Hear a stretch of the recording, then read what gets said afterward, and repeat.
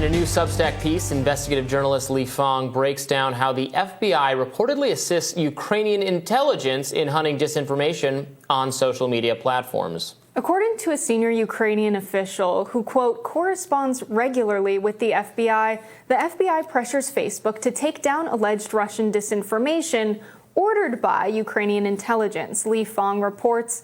Fong says the official defined disinformation as any news that contradicts the Ukrainian government's message. Joining us now to tell us more is investigative independent journalist Li Fong. Thanks for being with us. Hey, thanks for having me. So what's going on now? Is the Ukrainian government now the arbiter of truth?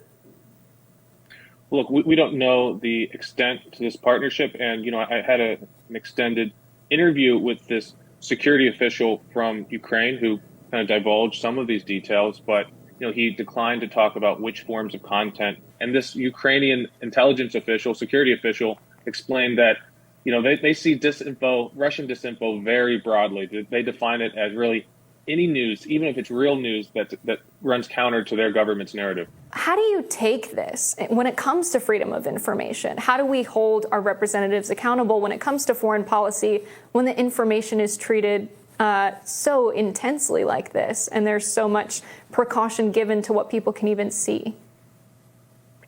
Look, we're over a year of this war in Russia, Ukraine, and we're not seeing a lot of independent journalism, a lot of dissenting voices. There's a very kind of aggressive bandwagon effect that's kind of, the emotions are very high, the danger level is very high, but most people are receiving their news from Facebook, Twitter, and other social media platforms, and it's very dangerous if the government is shaping what we can see in terms of that news content.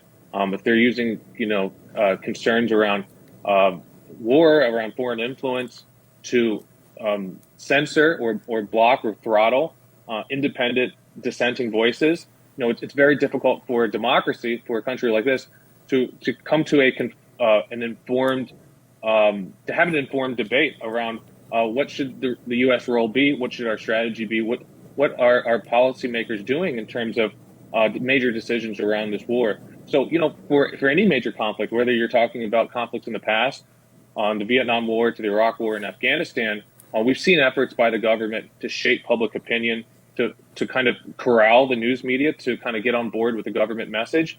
And I think this conflict is actually very similar. We're seeing a lot of the news filtered through just a few social media platforms. So we have to be vigilant about the role of the government in shaping the news that we see.